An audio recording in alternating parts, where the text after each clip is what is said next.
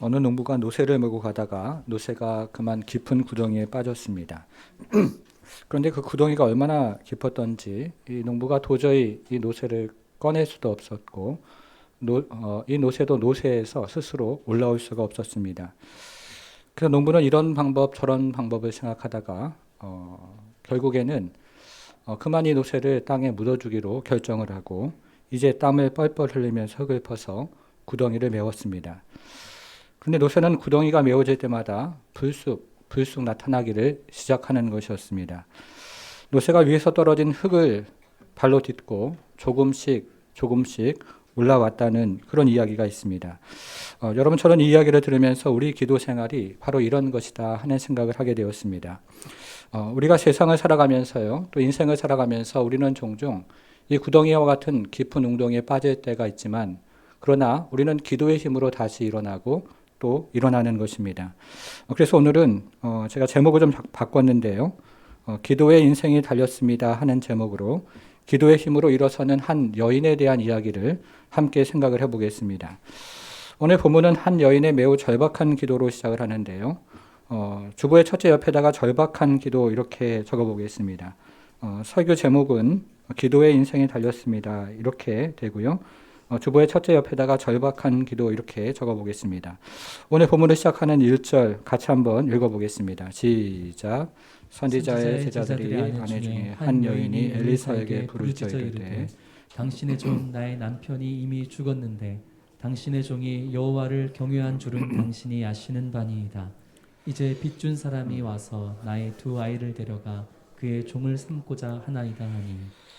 오늘 본문에 등장하는 여인은 오늘 본문에 등장하지 않는 어떤 이유로 남편을 잃었습니다. 그래서 이 여인은 아마도 사채업자로부터 사채를 빌려서 생계를 유지했던 모양입니다. 그런데 이제는 사채를 더 빌릴 수 없는 형편이 되었던지 사채업자는 이 집을 들어와서 이 여인의 두 아들을 데리고 종으로 삼고자 했습니다. 여러분, 그런데 우리가 오늘 본문을 보면 이 여인의 한 아들이 아니고 두 아들을 종으로 삼고자 했다 하는 말에서 우리는 이 여인이 얼마나 많은 빚을 졌는지를 생각해 볼 수가 있습니다. 그래서 이 여인은 자신의 생계를 책임지는 남편 그리고 두 아들마저 잃어버릴 매우 참담하고 비참한 상황에 처하게 되었습니다. 여러분, 그런데 오늘 본문에 나오는 이 여인의 진짜 문제가 무엇인지 아십니까? 1절을 다시 한번 보겠습니다. 선지자의 제자들의 아내 중에 한 여인이 엘리사에게 부르짖어 이르되, 자, 명칭이 나오는데요. 당신의 종 나의 남편이 이렇게 나옵니다. 당신의 종 나의 남편이 이미 죽었는데 그 다음에 또 한 번 명칭이 나옵니다. 그 다음에는 어떻게 나옵니까? 당신의 종이 여호와를 경외하는 줄은 당신이 아시는 바니이다. 이렇게 이야기를 합니다. 이 여인이 죽은 남편을 부를 때는 두 가지 호칭을 사용하는데 하나는 당신의 종이라는 호칭이고 다른 하나는 나의 남편이라는 호칭입니다. 그런데 이 여인이 엘리사에게 호소할 때는 한 가지 호칭만 사용이 되는데요. 당신의 종이라는 호칭만 지금 사용이 되고 있습니다.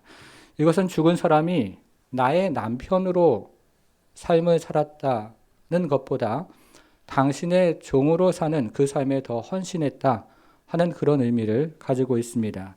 이 죽은 사람은 가정을 희생하면서까지 여호와의 종으로 살았던 신실한 사람이었다 하는 그런 의미를 우리는 호칭해서 생각을 해볼 수가 있습니다. 여러분 1절을 다시 한번 보겠습니다. 당신의 종이, 여기부터 한번 볼게요. 당신의 종이 여호와를 어떻게 했다고요? 경외하는 사람이었다 이렇게 이야기를 합니다. 일반적으로 히브리 구문은 동사가 먼저 나오고 주어가 나중에 나오는데요. 이 문장을 원문으로 읽어보면 주어와 동사의 순서가 바뀐 도치 구문으로 되어 있습니다. 그래서 이것은 나의 남편은 정말로 여호와를 경외하는 사람이었습니다.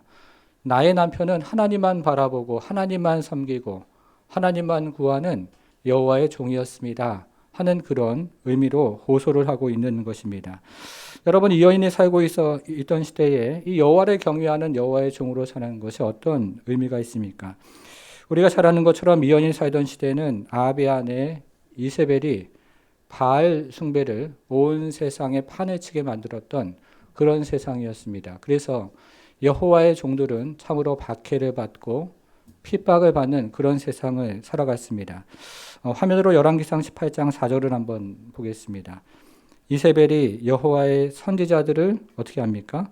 멸하는 세상, 그런 세상이었던 것입니다. 이때 오바댜가 선지자 100명을 가지고 50명씩 굴에 숨기고 떡과 물을 먹이는 그런 세상이었습니다. 18장 13절도 동일하게 이야기를 하는데요. 18장 13절에 보면 화면으로 이세벨이 여호와의 선지자들을 또 어떻게 합니까? 죽이는 그런 세상이었다는 것입니다. 그 다음에 여기서 내가는 역시 오바댜를 말을 하는데요. 오바댜가 여호와의 선지자 중에 100명을 50명씩 굴에 숨기고 떡과 물을 먹인 일이 있는 그런 세상을 살았습니다.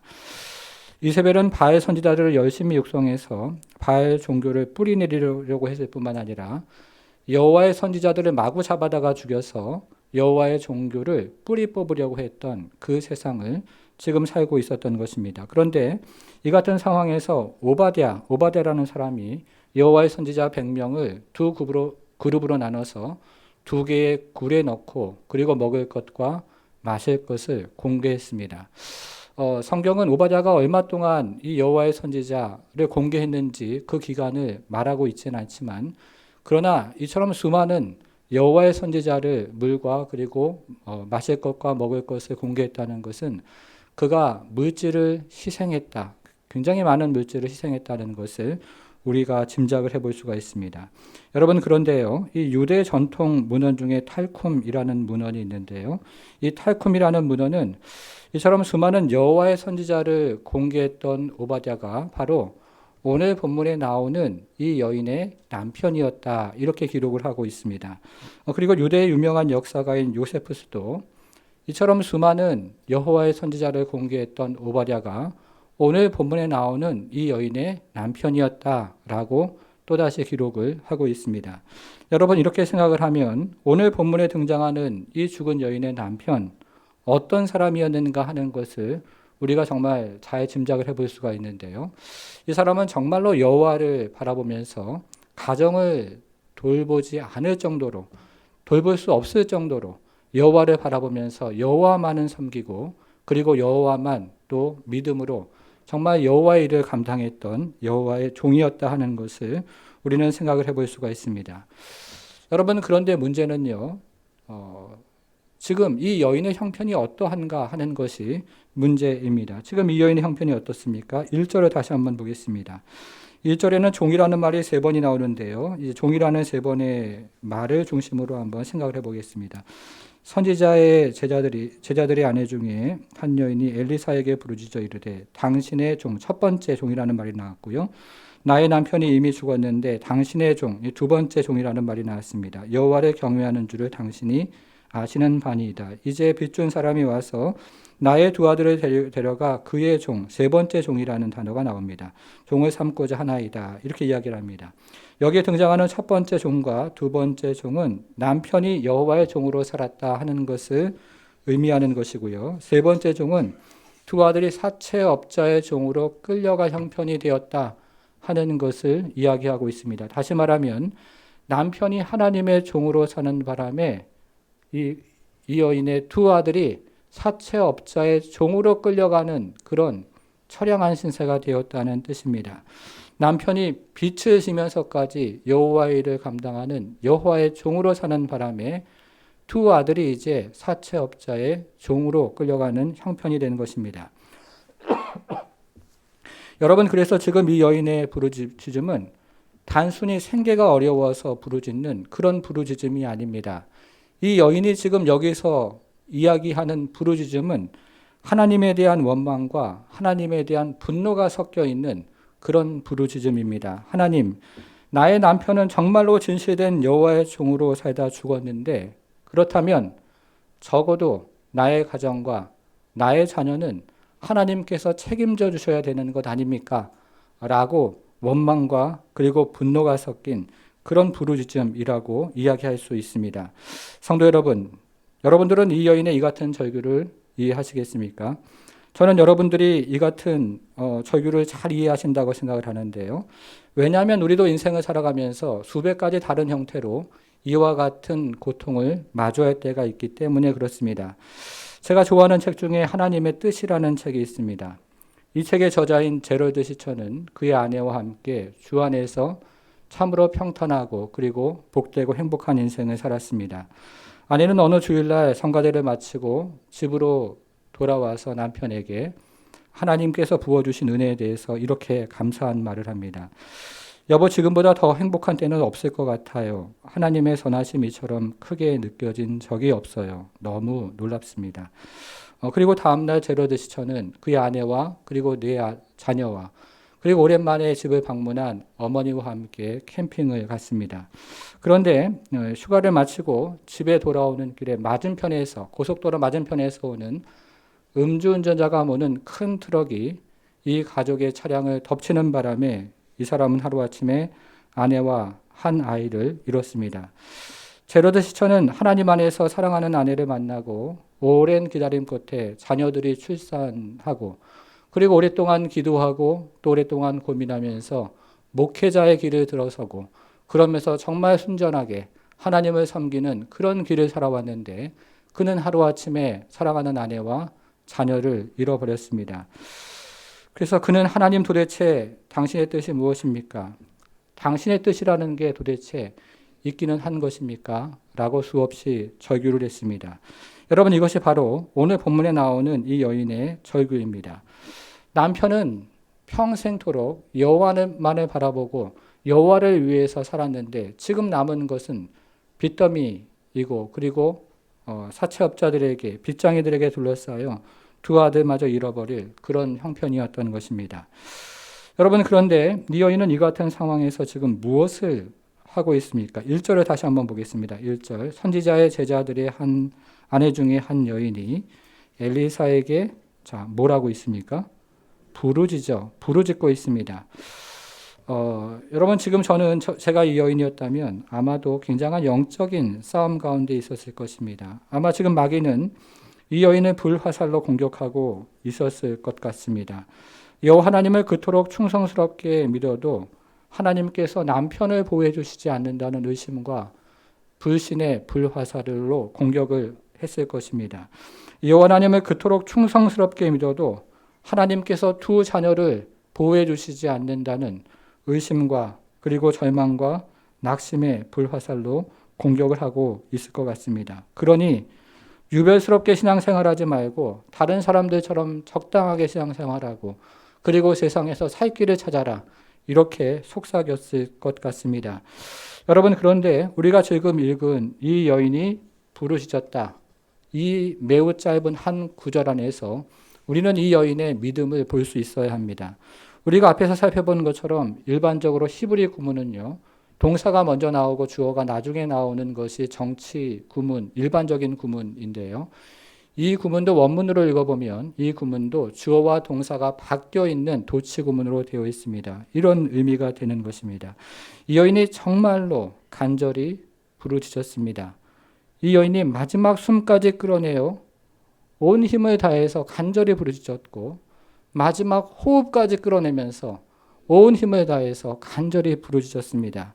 이 여인은 기도에 인생이 달려있다고 믿고 하나님 앞에 간절히 부르짖고 있습니다. 이런 의미가 됩니다. 오래전에 영국에서 골드러시 바람이 불어서 어떤 사람이 전 재산을 다 투자를 해서 큰 광산을 샀습니다. 그러나 이 사람이 아무리 땅을 파도 금이 나오지 않자 이 사람은 낙심하고 절망을 해서 그 광산을 다른 사람에게 팔았습니다. 그런데 이 광산을 인수한 사람이 금광을 캐자마자 금이 그만 무더기로 쏟아져 나오기를 시작합니다. 한 번만 더 파면, 두 번만 더 팠더라면 금이 무더기로 쏟아져 나왔을 텐데 중간에 포기하는 바람에 그 많은 보화를 잃어버린 것입니다. 성도 여러분, 우리도 마지막 숨까지 끌어내서 온 힘을 다해 기도에 매어 달리지 않으면 우리는 기도를 잘할 수 없습니다. 우리는 마지막 호흡까지 끌어내서 온 힘을 다해서 기도에 집중하지 않으면 우리는 세상 속에서 세상을 닮아 살아가기가 쉽습니다. 새벽 기도에 나오기 위해서 TV를 끄고 핸드폰을 내려놓고 온 힘을 다해 기도에 매달리지 않으면 심지어 금전적인 손해를 보더라도 일까지 내려놓고 온 힘을 다해 기도에 매달리지 않으면 우리는 결코 기도에 승리할 수가 없습니다.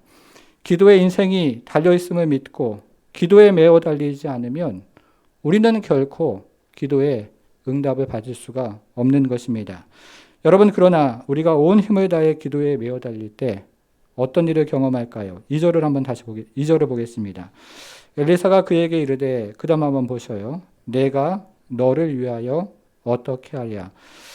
자, 오늘 본문에서 엘리사는 하나님의 사람이라고 그렇게 이야기가 되어지는데요. 저는 그래서 이것을 우리 주님께서 주시는 음성이라고 생각이 들어집니다.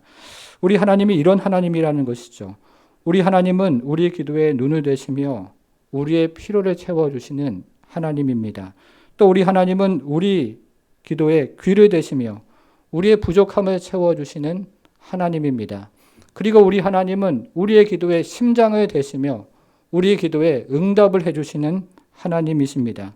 그래서 우리는 지금 이 시간에도 우리 하나님께서 우리 기도에 눈을 대시고 우리 기도에 심장을 대시고 우리 기도에 귀를 대셔서 우리 하나님께서 내가 너를 위하여 어떻게 하랴 라고 기다리시는, 우리의 기도를 기다리시는 하나님인 것을 우리는 깨달아야 합니다. 사랑하는 여러분, 기도에 인생이 달려있음을 믿고 하나님 앞으로 나오십시오. 기도에 인생이 달려있음을 믿고 새벽마다 이 자리에 나와서 부르짖으십시오. 기도에 인생이 달려있음을 믿고 하나님 앞에 나오는 자마다 하나님께서 그의 필요를 채워주시고 그리고 부족한 것들을 채워주시고 그리고 하나님께서 기도에 응답해 주시는 놀라운 은혜를 경험하는 그런 인생이 되기를 주님의 이름으로 축복합니다. 우리는 앞에서 기도가 무엇인가를 살펴보았는데요. 이제 오늘 본문에 나오는 기도 응답의 비결을 세 가지로 한번 생각을 해보겠습니다. 주보의 둘째 옆에다가 응답받는 기도라고 적어보겠습니다. 응답받는 기도 세 가지 비결이 무엇일까요? 자, 첫 번째는 우리는 믿음으로 기도해야 됩니다. 1번 옆에다가 믿음이라고 적어보겠습니다. 자, 2절을 한번 보겠습니다. 엘리사가 그에게 이르되 내가 너를 위하여 어떻게 하랴? 너 집에 무엇이 있는지를 내게 말하라. 그가 이르되 계집종의 집에 기름 한 그릇 외에는, 그 다음 한번 보십시오. 뭐라고 되어 있습니까? 아무것도 없는, 여기 표시를 한번 해보겠습니다. 아무것도 없었다, 이렇게 이야기를 합니다. 여러분, 이 본문과 비슷한 내용이 열왕기상 17장에 나오는데요. 열왕기상 17장에 등장하는 사르밧 과부, 여러분 기억하실 것입니다. 이 사르밧 과부는 기름 조금과 더불어서 한 움큼의 가루가 있었는데요. 오늘 본문에 나오는 과부는 기름 한 그릇밖에 한 움큼의 가루도 없는 그런 상황이었습니다. 이것은 오늘 본문에 등장하는 과부와 두 아들이 이미 오래전부터 굶고 있었다는 뜻이고 최후의 양식마저 없었다는 뜻입니다. 문자 그대로 먹을 양식이 아무것도 없었던 그런 형편이었습니다. 여러분, 그런데요, 우리가 기억해야 되는 것은 하나님께서 바로 그 지점에서 일하신다는 사실입니다. 우리에게 아무것도 없는 그 지점에서 하나님께서는 일하십니다. 하나님은 우리가 인간적인 희망을 품을 수 없는 바로 그 지점에서 그것이 하나님의 역사인 것을 깨닫게 하시려고 바로 그 지점에서 일하시는 하나님이십니다. 여러분, 그래서 우리는 바로 그 지점에서 믿음으로 기도해야 합니다. 우리에게 아무것도 없을 때 그 지점은 우리가 절망하고 낙심해야 하는 지점이 아니라 우리가 하나님을 다시 한번 바라보고 하나님 앞에 매어 달리고 그것이 하나님의 섭리 가운데 있음을 믿고 기도해야 되는 바로 그 지점인 것입니다. 우리에게 아무것도 없습니까? 여러분, 그 지점이 믿음으로 기도해야 하는 지점임을 믿고 기도하는 성도가 되기를 주님의 이름으로 축복합니다. 두 번째는요, 우리는 골방에서 기도해야 됩니다. 주보의 2번 옆에다가 골방이라고 적어보겠습니다. 자, 3절부터 5절에 그 내용이 나와 있는데요. 3절, 이르되 너는 밖에 나가서 모든 이웃에게 그릇을 빌리라. 빈 그릇을 빌리되 조금 빌리지 말고 너는 내 두 아들과 함께 들어가서 문을 닫고, 거기 표시를 한번 해보겠습니다. 문을 닫고 그 모든 그릇에 기름을 부어서 차는 대로 옮겨 놓으라 하니라. 여인이 물러가서 그의 두 아들과 함께 또 어떻게 했습니까? 문을 닫은 후에, 거기 표시를 해보겠습니다. 문을 닫은 후에 그들은 그릇을 그들에게로 가져오고 그는 부었더니, 엘리사는 이 여인에게 모든 이웃에게 그릇을 빌린 후에 문을 닫고 빈 그릇에 기름을 채우라, 이렇게 명합니다. 그리고 이 여인은 엘리사의 명대로 모든 이웃에게 가서 그릇을 빌린 후에 문을 닫고 그 그릇에 기름을 채우기 시작합니다. 그래서 이 여인과 두 아들은 문이 닫힌 방에서 계속해서 흘러내리는 그 기름을 보았고 또 계속해서 흘러내리는 그 기름 소리를 들을 수가 있었습니다. 여러분, 하나님께서 때로는요, 문이 열린 상태에서 모든 사람이 보는 앞에서 역사하심으로 하나님의 영광을 드러내실 때가 있습니다. 그러나 오늘 본문에서 이야기하는 것처럼 하나님은 종종 외부 세계와 단절된 골방에서 역사하실 때가 있는데요. 왜냐하면 그 하나님의 역사가 나를 위한 역사이고 우리 가정을 위한 역사임을 깨닫게 하시려고 오늘 본문과 같이 문이 닫힌 골방에서 역사하실 때가 있다는 것입니다. 이것을 예수님은 이렇게 말씀을 하셨습니다. 마태복음 6장 4절을 화면으로 한번 보겠습니다. 색깔로 표시되는 곳에 보니까요. 은밀한 중에 보시는 너희 아버지께서 어떻게 하신다고요? 갚으시리라. 6장 6절 한번 보겠습니다. 은밀한 중에 보시는 내 아버지께서 갚으시리라. 6장 18절도 마찬가지입니다. 은밀한 중에 보시는 내 아버지께서 어떻게 하십니까? 갚으시리라. 성도 여러분, 기도의 골방이 없는 사람은 기도의 능력이 없습니다. 기도의 골방에서 꾸준히 기도하지 않는 사람은 기도의 은혜도 없습니다. 기도의 골방에서 야곱처럼 하나님과 씨름할 줄 모르는 사람은 기도의 응답도 없습니다. 사람들 앞에서 좋은 미사여구를 사용하지만 사람들의 마음을 움직이는 기도의 능력도 없고 필요한 기도 제목들을 빠짐없이 나열하지만 하나님의 보좌를 움직이는 기도의 능력이 없습니다. 사랑하는 여러분, 그래서 우리에게는 기도의 골방이 필요합니다. 우리가 주일 예배나 수요 예배처럼 같은 기도 제목을 가지고 같이 합심해서 기도하는 것도 너무 귀하고 너무 중요한 일이지만 그러나 우리는 새벽 기도와 같이 기도의 골방이 필요합니다. 골방에서 은밀한 것들을 들으시고 역사하시는 하나님께서 골방에서 기도하는 우리의 기도를 듣고 역사하시고 응답하시고 은혜를 베풀어 주실 것입니다. 올 한 해 우리 모두에게 기도의 골방이 있는 그런 한 해가 되기를 주님의 이름으로 축복합니다. 세 번째인데요. 우리는 순종함으로 기도해야 됩니다. 주보의 3번 옆에다가는 순종이라고 적어보겠습니다. 자, 5절과 6절 안에 그 내용이 있는데요. 5절과 6절을 같이 읽어보겠습니다. 시작. 여인이 물러가서 그의 두 아들과 함께 문을 닫은 후에 그들은 그릇을 그에게로 가져오고 그는 부었더니 그릇에 다 찬지라. 여인이 아들에게 이르되 또 그릇을 내게로 가져오라 하니 아들이 이르되 다른 그릇이 없나이다 하니 기름이 곧 그쳤더라. 예전에 부흥회를 하면 오늘 본문 말씀을 많이 부흥 강사 목사님들이 전했는데요. 이 말씀을 우리가 읽은 5절, 6절을 가리켜서 여인의 부족한 순종이다 이렇게 설교를 했던 기억이 있습니다. 이 여인과 두 아들이 이웃들로부터 좀 더 많은 그릇을 빌렸더라면 좀 더 많은 기름이 채워졌을 것이다 라는 설교를 여러분들이 들어보셨을 것입니다. 여러분, 그러나 이 구절은 이 여인의 온전한 순종을 말씀하는 구절입니다. 왜냐하면 기름이 다 찼을 때 이 여인은 다른 그릇을 빌리려고 이웃에게 가지도 않았고 또 두 아들도 다른 그릇을 빌리려고 이웃에게 보내지 않았기 때문에 이것은 빌릴 수 있는 그릇을 모두 다 빌렸다는 그런 의미인 것입니다. 여러분, 그런데 당시 상황에서 모든 이웃에게 가서 그릇을 빌리라 하는 엘리사의 말에 순종하는 것은 결코 쉬운 일이 아니었습니다. 왜냐하면 이 여인은 먹을 것이 없는 상황에서 그릇을 빌리러 가는 아주 정신 나간 사람 취급을 받았을 것이고 두 아들도 먹을 것이 없는 상황에서 그릇을 빌리면서 아마도 왕따를 당했을 수도 있기 때문에 그렇습니다. 여러분, 그러나 우리가 꼭 기억해야 되는 것은 순종 없이는 기도의 응답도 없다는 사실입니다. 하나님께서는 순종을 통해서 역사하시고 순종을 통해서 일하시고 순종을 통해서 말씀하시기 때문에 순종 없이는 기도의 응답도 없습니다. 올 한 해 우리가 순종함으로 주 앞에 나아가고 우리에게 주일마다 주시는 말씀 앞에 순종하고 그리고 우리가 날마다 하나님의 말씀에 묵상할 때 주시는 말씀에 순종할 때 기도의 응답이 있는 것을 기억하면서 순종하며 나아가는 한 해가 되기를 주님의 이름으로 축복합니다. 성도 여러분, 우리는 앞에서 세 가지 기도 응답의 비결을 함께 생각을 해보았습니다. 첫째는 믿음으로 기도하는 것입니다. 둘째는요, 골방에서 기도하는 것입니다. 세 번째는 순종으로 기도하는 것입니다. 여러분, 이렇게 기도할 때 주어지는 하나님의 응답은 무엇일까요? 6절과 7절을 한번 보겠습니다. 자, 6절 어떻게 시작을 합니까?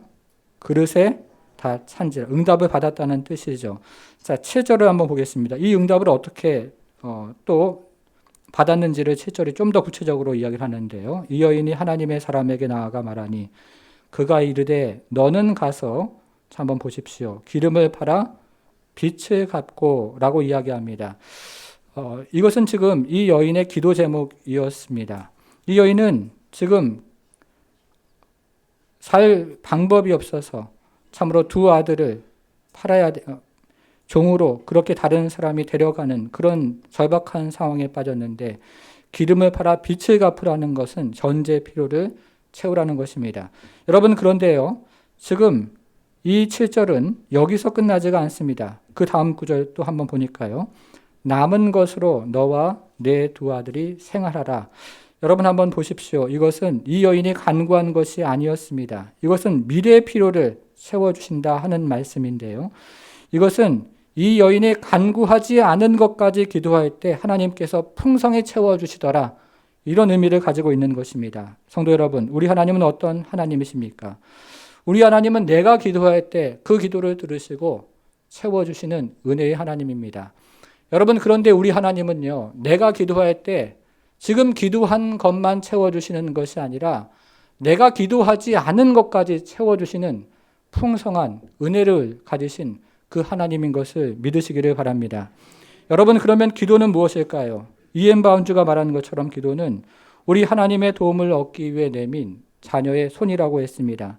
기도는 듣고 느끼시고 해결해 주시는 우리 하나님의 귀에, 우리 하나님의 심장에, 그리고 우리 하나님의 능력에 호소하는 자녀의 부르짖음이라고 했습니다.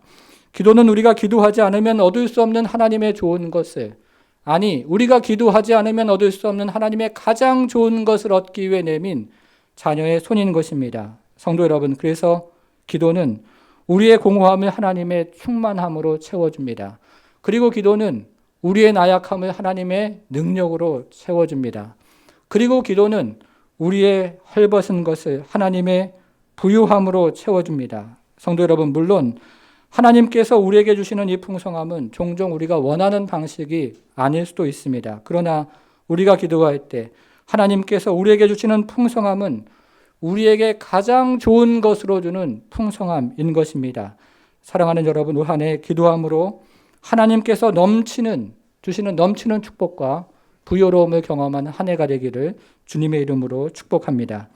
여러분, 주보 1면을 한번 보겠습니다. 주보 1면을 보시면요, 우리가 앞으로 5주 동안 4장 1절부터 오늘 본문이죠, 6장 7절에 등장하는 엘리사의 사역을 함께 살펴볼 텐데요, 오늘은 엘리사가 과부의 빚을 해결했던 이야기고, 또 둘째 주는 엘리사가 한 여인의 죽은 아들을 살리는 이야기이고, 그리고 세 번째 주는 엘리사가 기근 가운데 있는 선지자의 제자들을 먹이는 이야기입니다. 그리고 네 번째 주는 엘리사가 나병에 걸려있는 나만 장군을 고치는 이야기이고요, 다섯째 주는 엘리사가 공경에 빠져있는 선지자의 제자를 돕는 이야기입니다. 그래서 우리는 앞으로 5주 동안 살펴보는 이 본문은 엘리사가 빚진 자를 자유하게 하고 죽은 자를 살리고, 그리고 줄인 자에게 양식을 주고 병든 자를 치유하고 공궁에 빠진 자를 도와주는 아주 은혜로운 이야기로 되어 있습니다. 그야말로 엘리사의 사역을 통해서 하나님의 풍성한 생명과 풍성한 은혜가 넘쳐나는 이야기인 것입니다. 여러분, 그런데 한번 이 이야기를 다시 한번 곰곰이 생각해 보십시오. 이야기는 역사를 통해서 다시 한번 반복이 되는데요, 우리는 이 이야기가 예수님의 사역을 통해서 다시 한번 더 풍성한 이야기로 반복이 된다 하는 사실을 어렵지 않게 머릿속에 떠올릴 수가 있습니다. 예수님은 빚진 자를 자유케 하시고 죽은 자를 살리시고 줄인 자에게 양식을 주시고 병든 자를 치유하시고 그리고 공고한 자에게 하나님의 손길을 뻗어주십니다. 그야말로 예수님의 사역을 통해서 하나님의 풍성한 생명의 역사와 그리고 하나님의 풍성한 은혜의 역사가 나타나는 것입니다. 성도 여러분, 그러면 누가 이와 같은 은혜를 경험할 수가 있을까요? 누가 이와 같은 하나님의 풍성한 생명과 풍성한 은혜를 경험할 수가 있습니까? 주님 앞에 나오는 사람입니다. 그의 옷자락을 붙잡는 사람입니다. 골방에서 기도하는 사람이고 믿음으로 기도하는 사람이고 순종으로 기도하는 사람입니다. 사랑하는 성도 여러분, 여러분이 바로 이 은혜의 주인공이 모두가 되시기를 바랍니다. 예수님의 풍성한 생명과 풍성한 은혜를 누리는 그 주인공이 되시기를 바랍니다. 예수님 앞에 나와 옷자락을 붙잡는 모든 자마다, 그리고 그의 앞에 믿음으로 기도하고 골방에서 기도하고 순종으로 기도하는 모든 우리의 성도가 되어서 이 풍성한 생명과 이 풍성한 은혜를 경험하는 우리 모든 성도가 되기를 주님의 이름으로 축원합니다. 기도하겠습니다.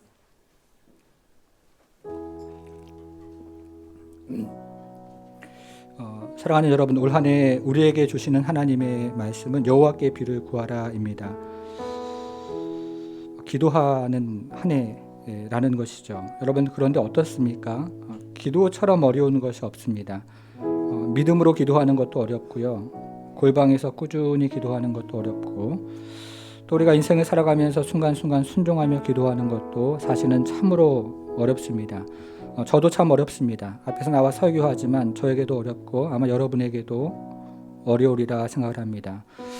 여러분, 그래서 많은 그리스도인들이 기도 없이 살아가고 결국에는 하나님 없이 하나님을 경험하지 못하며 살아가고 있습니다. 여러분, 그러나 우리의 인생이 어떻습니까? 오늘 본문에 나오는 과부가 두 아들을 빼앗길 위기에 처한 것처럼 우리는 인생을 살아가면서 가장 소중한 것들을 잃어버릴 위기를 순간순간 경험을 합니다. 여러분, 그런데요, 나의 지혜, 세상의 능력에 기대어 해결하면 두 아들을 그만 빼앗기고 만다는 겁니다. 그러나 하나님께 나와서 하나님의 도움을 구하는 사람은 두 아들을 지킬 뿐만 아니라 풍성한 은혜를 경험하는 인생을 살아갑니다. 하나님 안에 기도하는 자는 정말 부족할 수 있고 그리고 연약할 수 있지만 하나님 그 인생을 책임져 주시고 그리고 풍성한 은혜로 함께해 주시는 것을 저는 저의 인생을 통해서 또 주변의 많은 기도하는 사람들의 인생을 통해서 경험하고 또 보게 됩니다. 우리 인생이 기도에 달려있는 것입니다. 이 시간에 그렇게 고백하며 함께 기도했으면 좋겠습니다. 기도에 우리 인생이 달려있습니다. 올 한 해 그래서 기도하는 한 해가 될 수 있도록, 기도의 풍성한 은혜를 입는 한 해가 될 수 있도록 함께 기도하기를 원합니다. 기도하겠습니다. 하나님 아버지, 참으로 기도처럼 어려운 것 없고 믿음으로 기도하고 골방에서 기도하고 순종하며 기도하는 거 어렵습니다. 그러나 주님,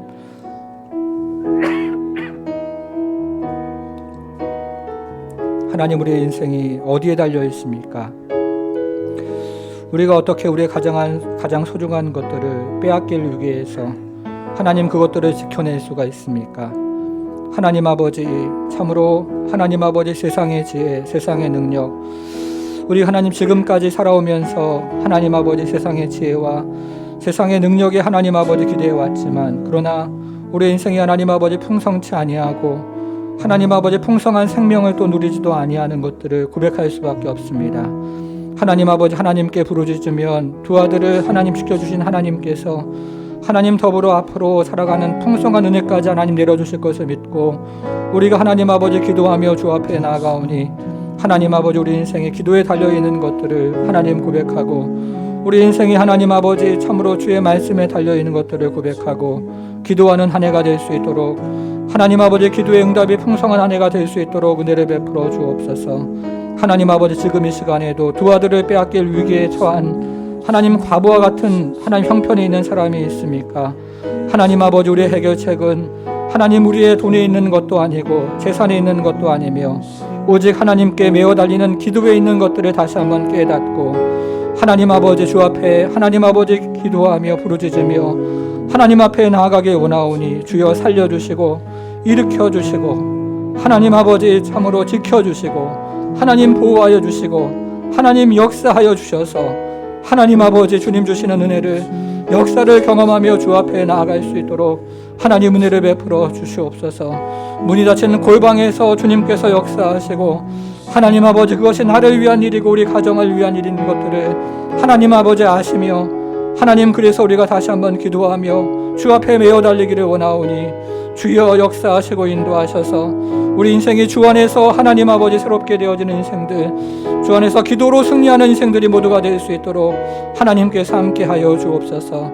주 앞에 나가는 하나님 모든 성도들마다 우리 하나님의 기도의 응답을 경험하며 주님의 은총을 하나님 아버지 또 거룩히 경험하는 은혜가 있도록 하나님 함께해 주옵소서. 주 역사해 주옵소서. 하나님 아버지, 지금 이 시간에도 이 과부와 같이 참으로 두 아들을 빼앗길 그런 위기에 처한 성도는 없습니까? 인생을 살아가면서 우리가 종종 우리의 소중한 것들을 하나님 아버지 참으로 빼앗길 위기에 처했을 때, 하나님, 지금 이 시간에도 우리는 다시 한번 두 손을 모아서 주 앞에 간구합니다. 주님께서 우리 인생의 이 높은 파도를 잠재워 주시고 우리 인생의 이 낮은 골짜기를 메워 주셔서 하나님 안에서 하나님 다시 한번 우리가 주 앞에 기도하며 응답을 경험하는 우리의 인생들이 모두가 될 수 있도록 우리 하나님 함께해 주옵소서. 하나님, 우리가 참으로 두 아들을 빼앗길 이 위기 때 우리의 지혜를 의지하거나 세상의 능력을 의지하는 어리석은 인생을 살아가지 않도록 주여 우리에게 긍휼을 베풀어 주시고, 우리가 하나님 아버지 참으로 주 앞에 부르짖어서 주께서 하나님 지켜주시고 은혜를 베풀어 주실 뿐만 아니라 우리 인생을 더 부요롭게 하시고 장래의 은혜까지 하나님 부어주시는 것들을 경험하는 우리의 모든 인생들이 될 수 있도록 하나님 역사해 주옵소서. 하나님, 우리 인생은 다른 것에 달려있지 않습니다. 우리 인생은 하나님에게 달려있고, 그래서 우리 인생은 기도에 달려있고, 우리 인생은 기도하는 하나님 아버지 그 자리에 달려있는 것을 믿습니다. 올 한 해 우리 사랑하는 성도들, 어떤 문제와 어떤 어려움을 만나든지 간에 하나님 기도의 자리에서 기도할 때 우리 하나님께서 응답해 주시고 해결해 주시고 또 역사해 주셔서 하나님 아버지 살아계신 하나님 간증하고 풍성한 은혜를 덧입는 한 해가 될 수 있도록 우리 하나님 축복해 주옵소서. 감사드리며 예수님의 이름으로 기도하옵나이다.